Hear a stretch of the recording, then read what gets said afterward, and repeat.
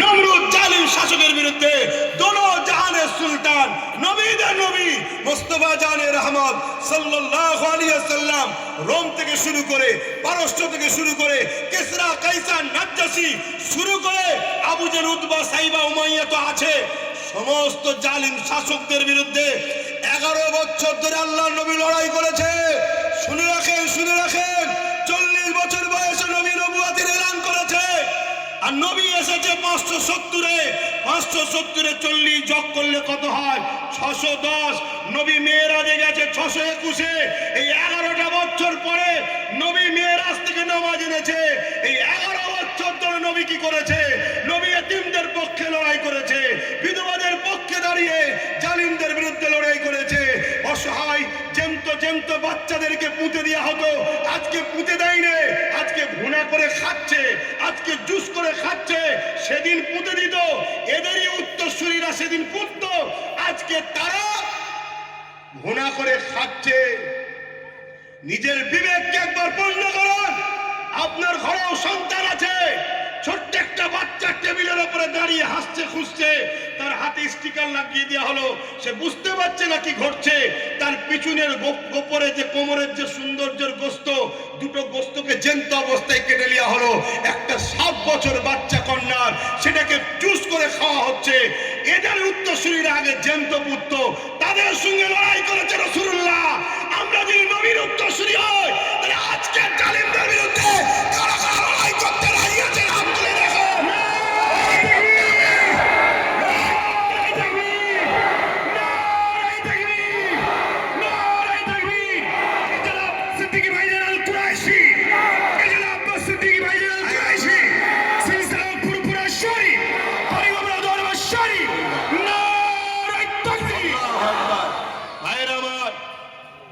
মনে রাখবেন, আমার দাদা হুজুর পীর কেবলা তিনি আমাদের মডেল, তাই তো নাকি?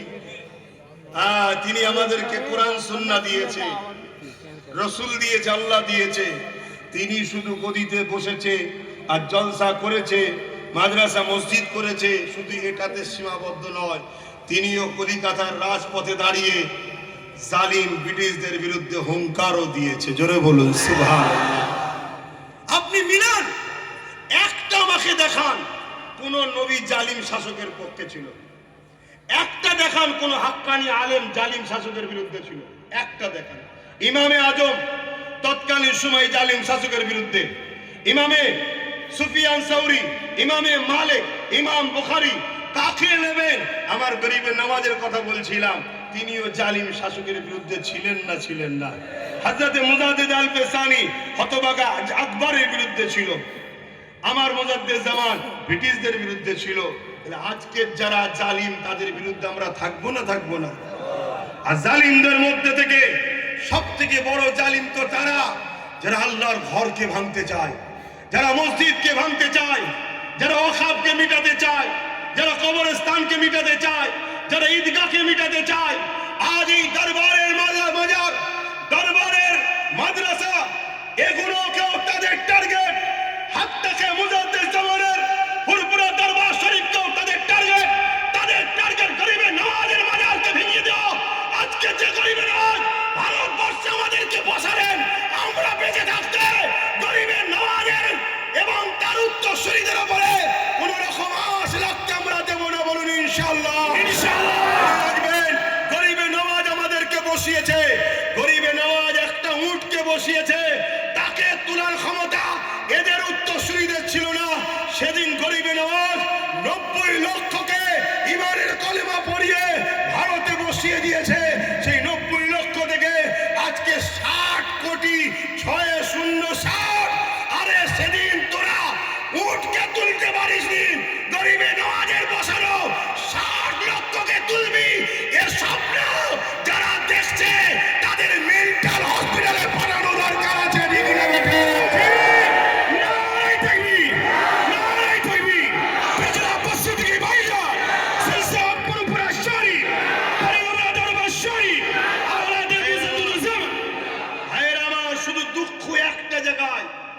দুঃখ একটা জায়গায় আমরা ভীতু হয়ে গেছি, এইটা দুঃখ, অন্য কোনো দুঃখ নেই। ঠিক সেদিন আমাদের হাতে অস্ত্র ছিল ছিল না, আজও নাই। সেদিন আমাদের আজকে ম্যান পাওয়ার ছিল না, আজও নাই। সেদিন আমাদের সংখ্যা আজকের সংখ্যার থেকে বেশি ছিল না, কিন্তু আজকারও বেশি। সেদিন হয়তো এত মুফতি মাওলানা ছিল না, তারপরেও সেদিন আমাদের অন্তরে আল্লাহর ভয় আর নবীর প্রেম এত অগাধ ছিল, আমাদের মোকাবেলায় দাঁড়াবার পর্যন্ত কেউ সাহস দেখায়নি। আর আজকে আমার কোরআনের কেউ সূরা তাওবার 5 নম্বর আয়াতকে কেউ ভুল বলছে, কেউ বলছে হিংসা ছড়াচ্ছে, কেউ বলছে কোরআন কি বলছে ইসলামে নাকি রেপ করা খারাপ কাজ নয়, কেউ বলছে মাদ্রাসায় নাকি জঙ্গি ট্রেনিং হয়। এটা বলতে বলতে আবার কেউ বলছে কোরআন শেষ হয়ে যাবে, আমার উন্নতি শেষ হবে না।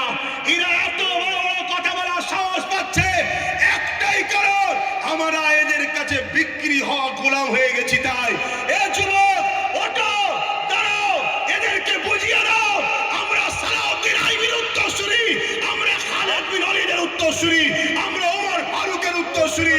আমরা সংখ্যা কম হতে পারে, কিন্তু মনে রেখে দিও আমাদের ভেতরে যে ঈমানের পাওয়ার আছে, এই পাওয়ারের কাছে দুনিয়া বারবার প্রমাণ হয়েছে, আমাদের কাছে মাথা নত করতে বাধ্য হয়েছে। যে সালাউদ্দিন আইবির কথা বলছিলেন, একটা কথা বলে যায়, আজকে যে মসজিদে আকসা বেদখল করে নিয়েছে জালিমরা, ওই মসজিদে আকসাকে একদিন সেলিবিয়া সৈন্যরা দখল করেছিল। 4 লক্ষ সৈন্য দিয়ে মসজিদে আকসাকে ঘিরে রেখেছে। আমাদের সংখ্যা ছিল মাত্র 12,000। সালাউদ্দিন আইবির নেতৃত্বে এই 12,000 সৈন্য নিয়ে মসজিদে আকসার 4 লক্ষ সেলিবিয়াদের বিরুদ্ধে যখন সালাউদ্দিন আইবি আল্লাহু আকবার বলে ঝাঁপিয়ে পড়ল, 4 লক্ষ সেলিবিয়ারা পালাবার রাস্তা খুঁজে পেল না, মসজিদে আকসাকে আল্লাহ বিজয় দিয়ে দিলেন। জোরে বলুন সুবহানাল্লাহ, আরো জোরে বলুন সুবহানাল্লাহ। তাই এই কথাগুলো বলার উদ্দেশ্য একটাই, তোমার আমার ভয় তোমাকে আমাকে ধ্বংসের দিকে নিয়ে যাচ্ছে। তাই রাসূল বললেন আমার উম্মত মার খাবে, কারণ সংখ্যা কম হবে না, তাদের অন্তরে আল্লাহর ভয় বেরিয়ে যাবে, মৃত্যুর ভয়, দুনিয়ার জালিম তাগুতি শক্তির ভয় ঢুকে যাবে। তাহলে এই ভয় এমনি এমনি ঢোকে নেই, এই ভয় আমাদেরকে ঢুকানো হচ্ছে দুই ভাবে।